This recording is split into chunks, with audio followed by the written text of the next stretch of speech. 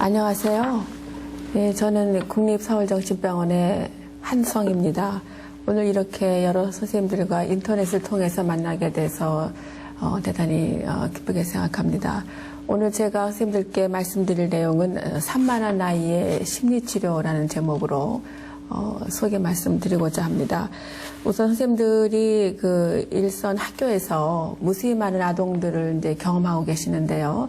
그 교실에 30-40명의 아이들이 있다 보면은 그 중에 꼭 몇 명 아이들은 굉장히 산만하고 장난이 지나쳐서 수업 진행에 어려움이 있을 정도의 경험들이 많이 있으실 줄 믿습니다. 어느 정도의 그런 산만한 행동은 되게 자라난 애들에서 의례껏 있을 수 있는 그런 행동으로 볼 수가 있겠습니다만은 경우에 따라서는 너무 심해서 수업이 아주 장애가 오거나 아니면은 다른 아동들과의 관계 때문에도 선생님들이 일일이 개입을 해야 되는 그런 일들이 많이 이제 생기고 있습니다.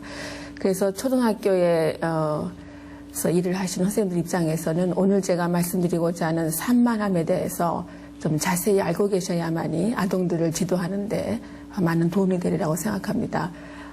저희 정신과에서는 주로 산만한 아이 그러면은 흔히 주의력이 결핍이 돼 있고 또 행동이 상당히 많은 그런 아이들의 그 집단을 흔히 얘기합니다.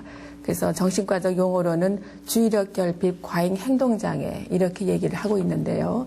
오늘 선생님들께 그 강의를 좀 더 효과적으로 말씀드리기 위해서 제가 제목을 좀 줄여서 말씀을 드리겠습니다. 우리말로는 주의력 결핍 과잉 행동장애이지만은 영어 명칭으로는 제가 좀 영어로 설명을 드리겠는데요. Attention Deficit Hyperactivity Disorder 이렇게 얘기를 해서요. 흔히 우리가 약어로 어떻게 얘기를 하고 있냐면은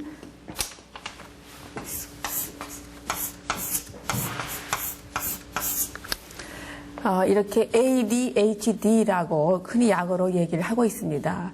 선생님들께서 혹시 이제 아이들을 상담하시거나 또는 아이 문제 때문에 정신과 선생님들 또는 기타 여러 치료에 임하고 있는 선생님들하고 서로 의사소통을 하시게 될 때 그 선생님들께서 이렇게 ADHD라는 단어들을 많이 쓰십니다. 그럴 경우에 이 단어가 바로 주의력 결핍 또 과잉 행동 장애 아동을 지칭하는 것이다 라고 알아두시면 많은 도움이 되겠습니다. 그러면은 바로 이 ADHD라는 그런 질환은 도대체 무엇인가? 그런 것들 선생님께서 알아셔야만이 아이들 지도에 도움이 되시리라고 믿습니다.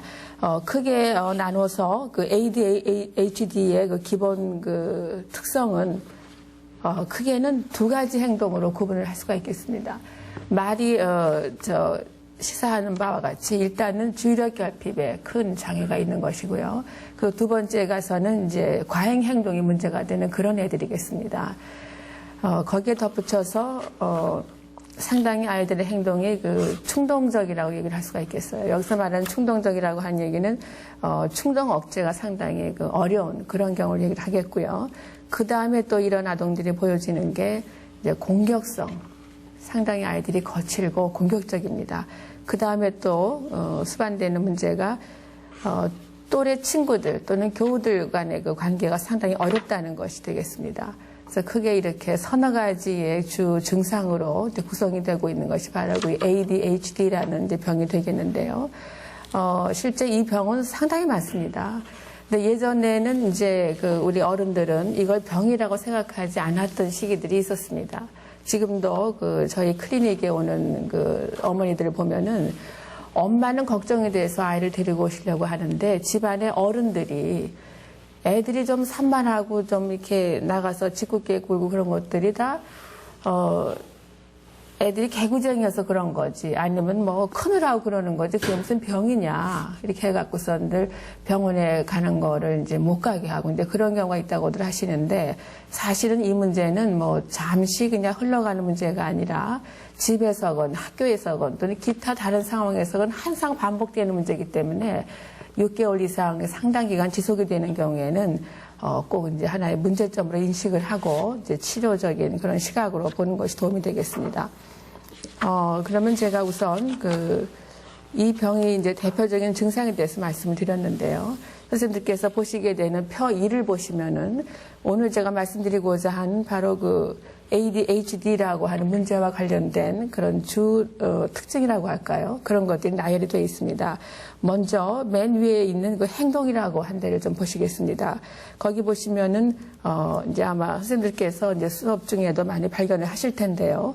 주집중 시간이 상당히 짧다. 그리고 상당히 산만하다. 쉼 없이 움직인다. 그리고 충동 통제가 결여되어 있다. 그리고 파괴성이 있다. 그리고 아주 소란하다. 그런 게 언급이 되어 있습니다. 그리고 두 번째 영역에 가서 이제 사회적 특징이 또 적혀 있는데요. 거기 보면은 또래 관계 형성이 아주 곤란하다. 그리고 지시에 대한 복종을 잘 하질 않는다. 그리고 공격성이 있고 거짓말, 도벽, 호전성이 있다. 그리고 공손치 못한 말, 자기 통제의 결여, 위험성 감수, 사회적 문제 해결 능력이 결여되어 있다. 그런 말이 있습니다. 그리고 세 번째 항목을 좀 보시죠. 거기 인지라고 적혀진 항목을 보면 그 내적인 언어가 미성숙되어 있다라는 말이 있습니다. 그리고 부주의와 산만성 언급이 되어 있고요. 그리고 지능이 평균보다 낮다. 또 양심이 결여되어 있고 행동의 결과에 대한 인식이 부족하다. 그런 말이 있습니다. 그리고 학업 영역에 가서 보면은 지능에 비해서 성취도가 낮다. 또 학습장애가 있다. 이런 말이 있고요. 또 정서적으로도 이런 아동들은 우울하고 또 자존감이 낮고 흥분을 잘하고 정서 통제가 잘 되지 않고 그러다 보니까 쉽게 좌절하고 예측 불가능한 행동 또 그 정서 변화가 아주 쉽게 일어나는 그런 특성이 기재가 되어 있습니다. 또 이런 아동들의 특징이 하나가 이런 행동상의 문제뿐만이 아니라 신체 특징도 가지게 되는데요. 발육이 늦다든지 또는 유뇨증이나 그 유분증이라고 해서 이제 그 바지에다가 변을 보게 되는 그런 일들이 있게 되고 또 호흡기 질환이나 중이염 그런 빈도도 높고요. 기타 이제 그 중추신경계의 반응이 좀 둔하다든지 또는 수면 주기가 짧다든지 또는 운동의 협응력이 떨어진다든지 하는 그런 신체적인 그런 문제들도 이제 같이 가지고 있게 되겠습니다. 그렇다면 바로 이런 그 주의력 결핍, 과잉 행동의 장애가 그러면 얼마나 많은 병이냐, 얼마나 흔히 볼 수 있는 병이냐 하는 게 좀 궁금하게 여겨지실 텐데요. 선생님들께서 교실에서들 익히 이런 아동들을 많이 봐하셨을 겁니다.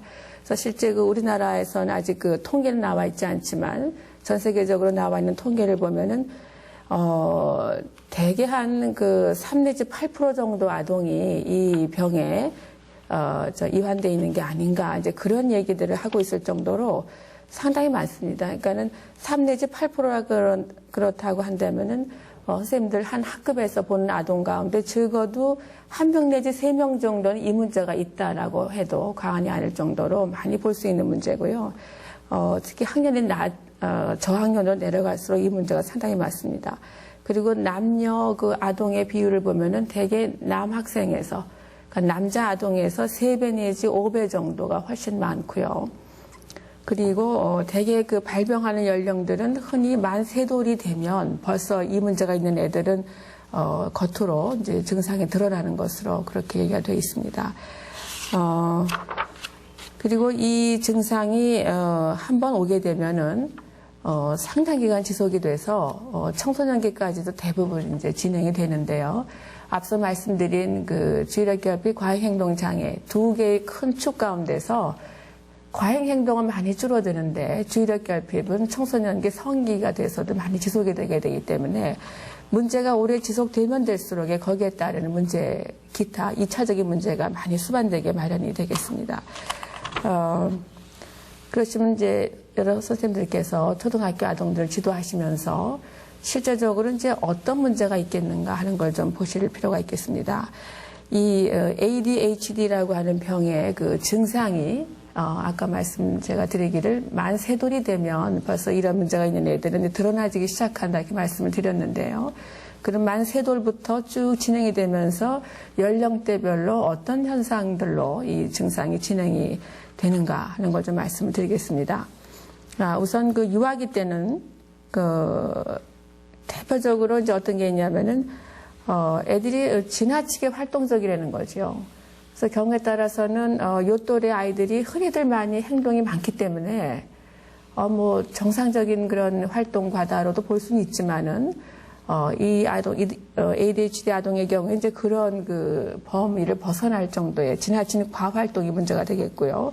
그리고 벌써 그때부터 상당히 그 어른들의 그 요구에 대한 그 불복종의 빈도가 많아집니다. 그러니까 말하자면 이런저런 어른들의 지시에 잘 따르지를 않는다든지 아주 어린 나이임에도 불구하고 적대적인 성향이 이미 보인다든지 그 무엇을 하나 시켜도 지속적으로 하기 어렵다든지 그 다음에 먹고 자는 기본적인 사이클에 있어서도 굉장히 그 불규칙성이 많은 그런 경우들 이미 보이기 시작을 합니다. 그리고 지나치게 그 환경 변화에 민감해서 잘 울고 짜증을 내고 그런 경우들 많이 보고요. 그리고서 이제 학교 들어가기 한 1, 2년 전쯤 되면 이런 아동들은 되게 반항적인 그런 성향이 쭉 이렇게 지속이 되면서 주의 집중 시간이 이제 짧다라는 게 두드러지고요. 그 다음에 이제 분별 없이 무모한 그런 형태의 행동을 많이 합니다. 그러다가 이제 초등학교 들어가게 되면 여러 선생님들께서 잘 보시다시피 굉장히 학업에 집중하는 그 능력이라거나 또는 어떤 하는 과제를 주었을 때 끝을 맺지 못하는 그런 성향이 많아지게 되겠고, 그 다음에 수업 중에 이탈 행동이 이제 빈번하게 나타난다든지 또는 기타 그 행동 문제, 예를 들면 수업 중에 아이들하고 다툰다 또는 뭐 지나치게 떠든다라든지 또는 어떤 과제를 주었을 적에 제대로 그 끝을 맺지 못하고 그리고 숙제 제대로 해오지 않을 뿐더러 자기 물건을 잘 잃어버리는 등 이런 문제가 이제 두드러지게 되겠습니다. 그리고 이제 청소년기가 되면은 어린 시절에 있었던 문제가 계속 진행이 되면서 그에 따르는 기타 2차적인 문제들을 가지게 되는데요. 역시 그 학습 장애가 계속 지속이 되면서 학교에서의 적응이 이제 문제가 되겠고요.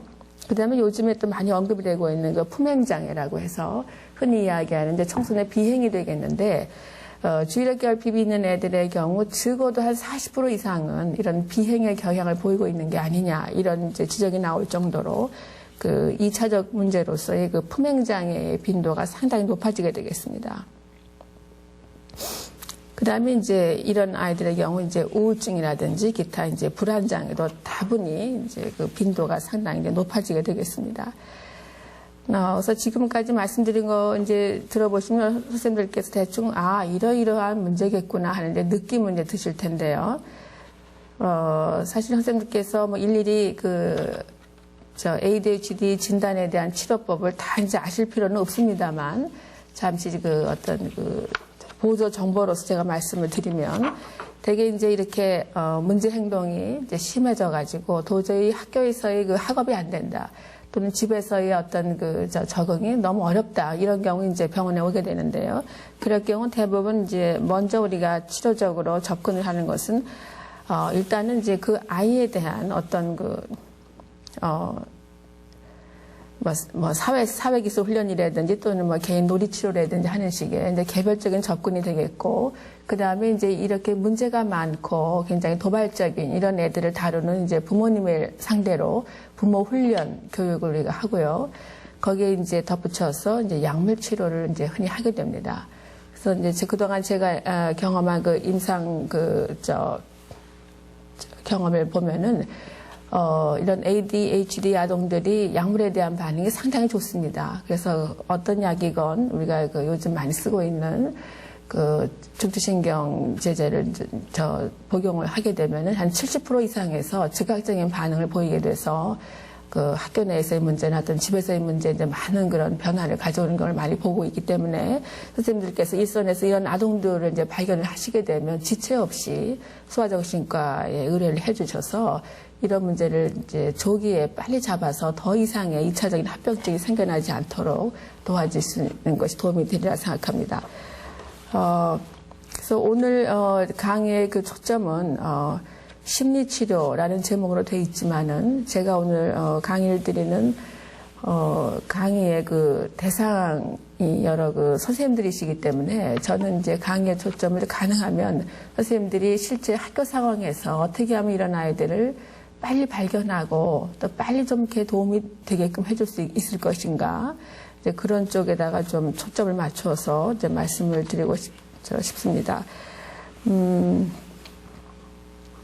주의력 결핍 과잉 행동 장애에 대해서 이제 흔히 이제 모든 어른들이 가지고 있는 잘못된 개념 중에 하나가 얘네들을 보고서 굉장히 게으른 아이다, 이제 그런 생각을 가지기가 쉽습니다.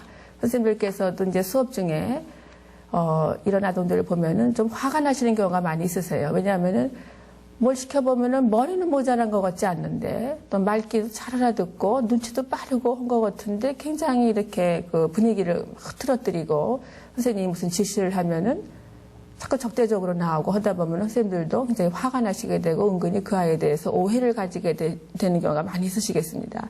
그러니까 어떤 오해냐면은 자기가 정신만 차리면 잘할 수 있을 텐데 이 녀석이 일부러 안 한다라든지 아니면은 지금은 저 나이가 어려 그렇겠지만은 뭐 커지면 나질 문제니까 뭐 좀 눈 감아줘도 괜찮으려니 뭐 이런 생각이라든지 또는 뭔가 얘가 그 학교 또는 뭐 그 선생님에 대해서도 불만을 가지고 고의적으로 이런 행동을 하는 것은 아닌가라든지 뭐 이런 식의 생각들을 가지시게 되는데요. 사실은 그렇지가 않고 이 아동들은 자신들이 일부러 그렇게 한다라기보다는 기질적인 성향이 그러한 경향성을 가지고 있기 때문에 본인이 원튼 원치 않든 자기도 알게 모르게 그런 행동을 하게 되는 이제 그런 경우가 많이 있습니다.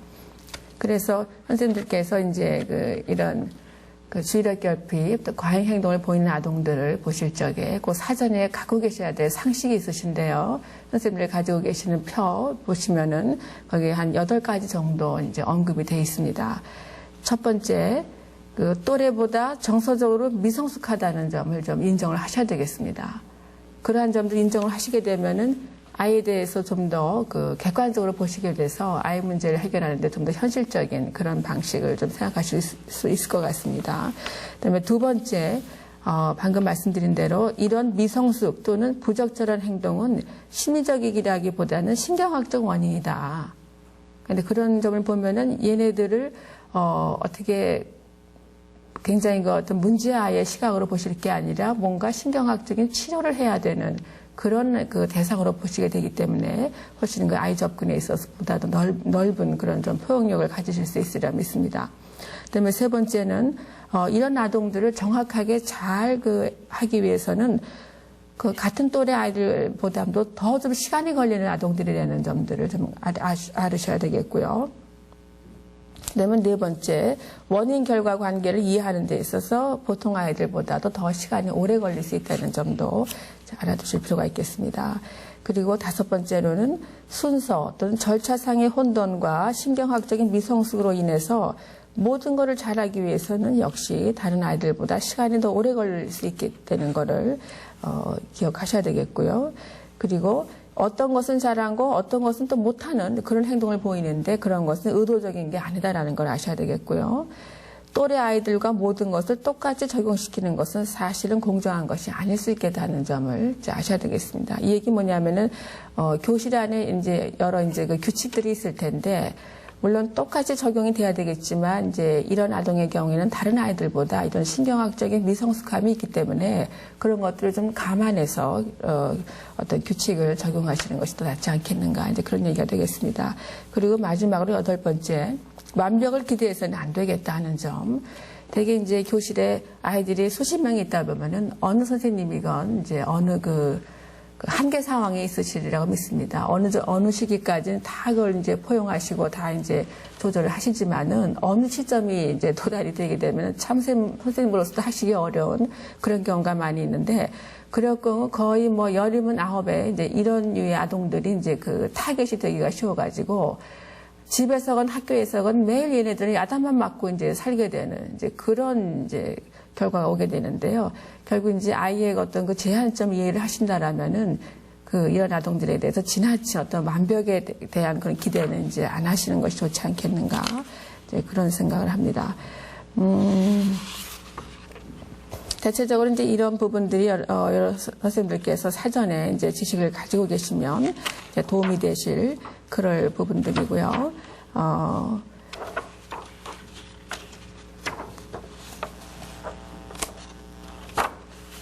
예, 그 다음에 가서,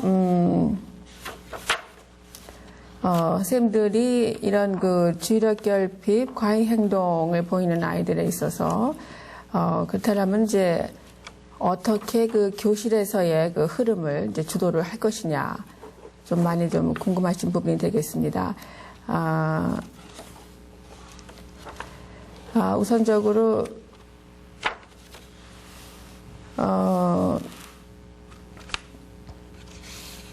하여튼 몇 가지 정도 좀, 도움 말씀을 드리겠는데요. 대부분 이제 이런 ADHD 아동들은 교실에서의 그 제한된 그 시간, 그 수업 시간에,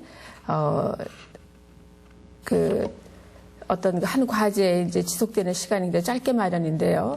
그래도 그나마 이제 수업 중에는 이제 크게 문제가 안 되는 경우가 있는데, 과제가 끝나거나 또는 이제 수업 시간이 끝나게 되고, 그래서 노는 시간이 되면은 굉장한 말썽을 부리게 되는 그런 경우가 많이 있기 때문에, 선생님들께서 이제 이런 ADHD 아동들을 이제 교실에서 아이들을 관리할 적에, 경우에 따라서는 이제 그 특정 아동에 대해서, 일부러라도 그 어떤 수업, 쉬는 시간에 아이에게 단순히 시킬 수 있는 어떤 약속 같은 이런 것들을 좀 정하셔가지고, 아무런 어떤 규제가 없는 그런 자유로운 상황에서의 지나친 그런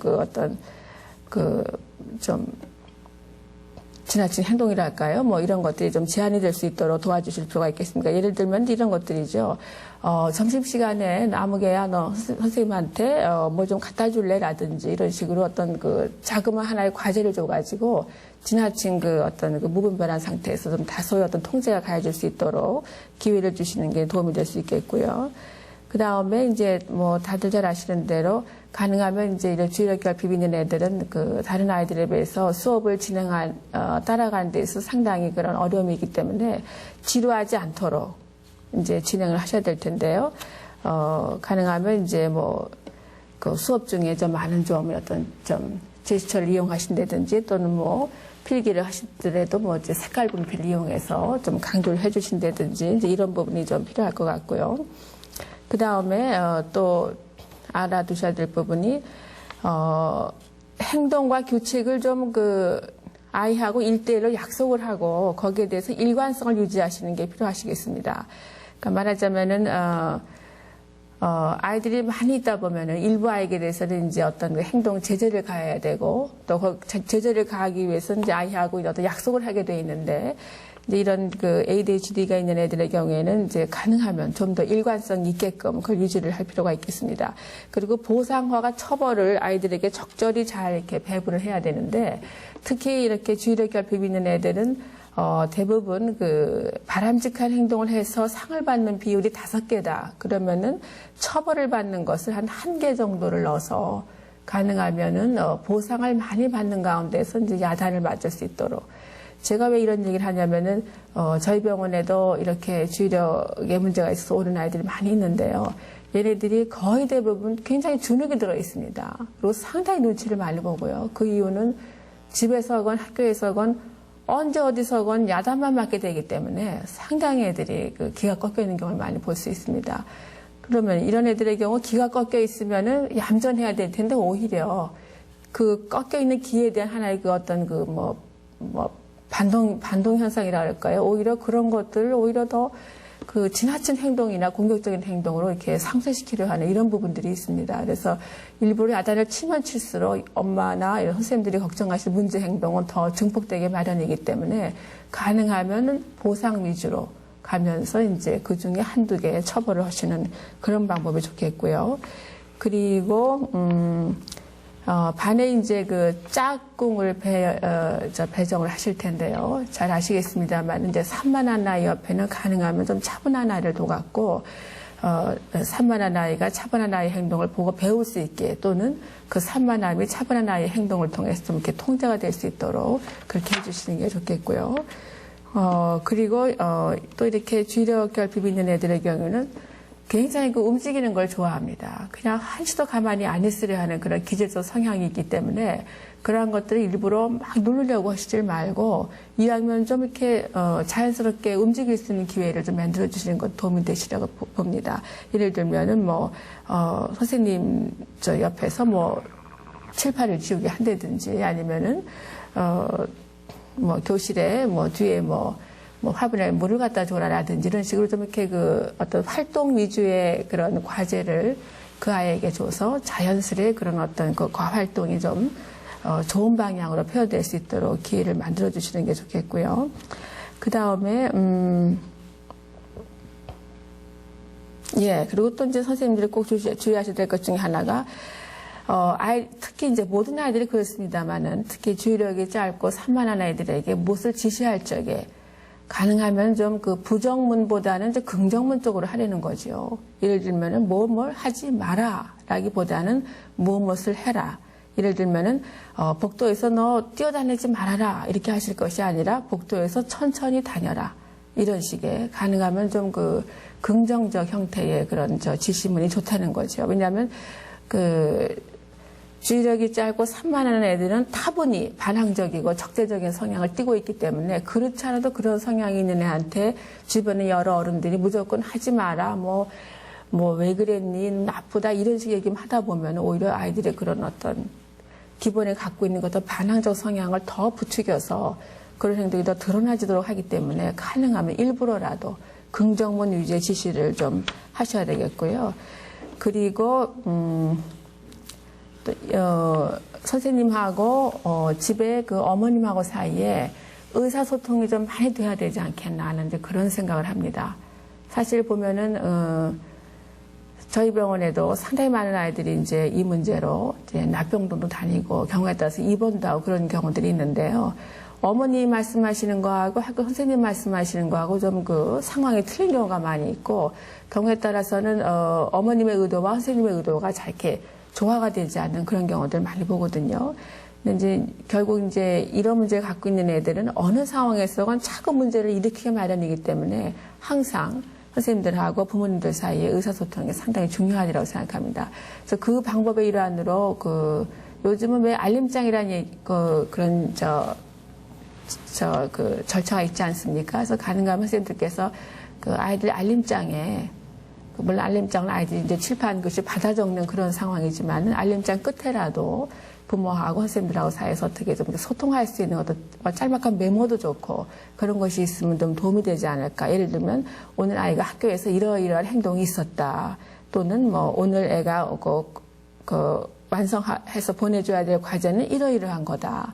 또 오늘의 교실 태도는 이러했다라고 딱 이렇게 선생님이 그 관찰한 바를 적어주고 또 엄마는 엄마대로 집에서 관찰한 행동을 좀 적어주고 해가지고 뭔가 아이의 행동이 좀 일관성 있게 늘 뭔가 이렇게 모니터되고 있다라는 이제 그런 상황이 중요하리라고 생각이 됩니다.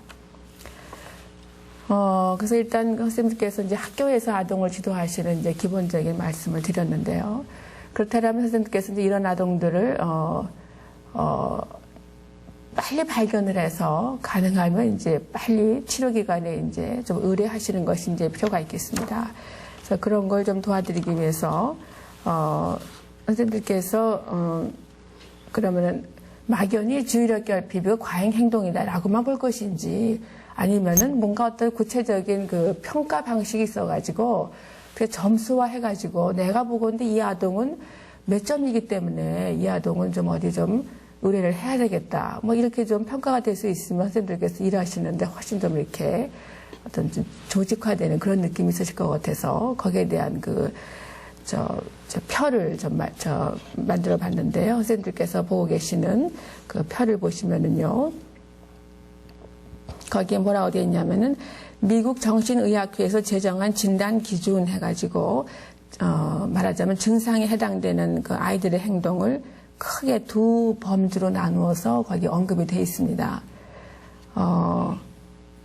맨 먼저 그 주의력 결핍 증상 해서 거기에 지금 9가지가 나와 있습니다.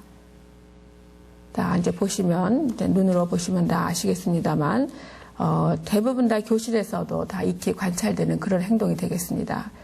그 다음에 두 번째 가서는 과잉 행동 및 충동 증상, 그래가지고 또 9가지가 나와 있습니다. 거기에도 보면은, 이런 것들이 바로 충동적이라는 거구나. 또 이러한 것들이 과잉 행동이구나 하는 것들을 선생님들이 아실 수 있게끔 상당히 일상적인 용어로 거기 적혀 있습니다. 그래서 지금 9가지 또 두 번째 거 9가지에서 18가지의 증상을 말씀을 드렸는데요. 그렇다면 선생님들께서 이제 교실에 이제 어떤 특정 아동을 관찰하시고 나서 이 18개 항목 가운데 그러면 몇 개 이상에서 해당이 되는가? 그래서 몇 개 이상이 되면은 이제 얘가 문제가 있겠구나라고 생각을 하셔야 되냐면은 총 18개 중에서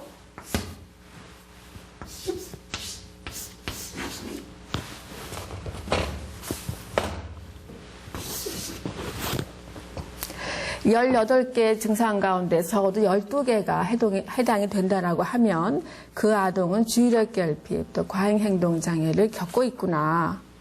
이렇게 생각을 하시면 되겠습니다. 표를 보시면은 상당히 그 증상에 대한 내용들이 쉽기 때문에 선생님들이 교실에서 아이들을 평가하는 데 많은 도움이 되시라고 생각이 됩니다. 대개 이제 12개 정도 해당된다는 얘기는 거의 뭐 절반 이상이 되는 거 아니겠습니까? 절반 이상. 그러니까 벌써 이 정도의 그 문제가 되는 애들은 교실에서 눈에 띄게 마련입니다. 이미 보호자 상담을 해보시면은 의뢰껏 집에서도 문제가 되고 있다는 걸 알게 되고요. 그래서 이 정도가 되면은 얘는 교실에서 그냥 놔둘 수도 없을 뿐더러 또 아이 자신을 위해서도 뭔가 치료적으로 뭐 해줘야만 하는 그런 경우가 있겠습니다. 그래서 여러 선생님들께서 그러면 그 ADHD 아동 가운데 적어도 12개의 증상을 만족시키는 그런 애들의 경우는 도대체 앞으로 뭐가 문제가 될 것이냐. 실제 그 학교 상황에서 뭐 어떤 게 문제가 될 것이냐가 이제 많이 궁금해 하실 텐데요. 주의력 결핍, 과잉 행동 장애 애들하고 또 그렇지 않은 애들하고 좀 이렇게 구분을 해야 될 경우들이 좀 있으십니다. 어떤 경우냐면은, 순수하게 학습 장애가 있는 애들이 있습니다. 순수하게. 그런 애들은 이런 문제가 없는데도 불구하고 읽기도 잘 못하고 쓰기도 잘 못하고 또 셈도 떨어지는 그런 애들이 있는데 그런 아이들의 경우에는 혹시 이 문제가 있는 것은 아닌지 선생님들께서 좀 의아하게 생각하실 필요가 있겠고요. 그 다음에 또 선생님들이 또 보셔야 될 것이 지능이 낮은 아이들의 경우입니다. 그 아이들의 경우에는 사실은 이런 문제가 물론 많은 경우 수반되기도 합니다만 없음에도 불구하고 뭔가 그 행동거지라든지 또 주변 아이들과의 관계 또 학습 능력 이런 것들이 많이 떨어지기 때문에 또 이 부분이 의심되는 아이들도 있을 수가 있겠습니다. 그 다음에 교실에서 또 관찰되는 것 중에 하나가 의도적으로 반항 일변도로 행동하는 아동들이 있는데 그런 아동들의 경우에도 혹시 이런 주의력 장애가 동반되다 보니까 2차적으로 그런 어떤 반항적 행동이 나오는 것은 아닌지 좀 구분을 해보셔야 되겠고요.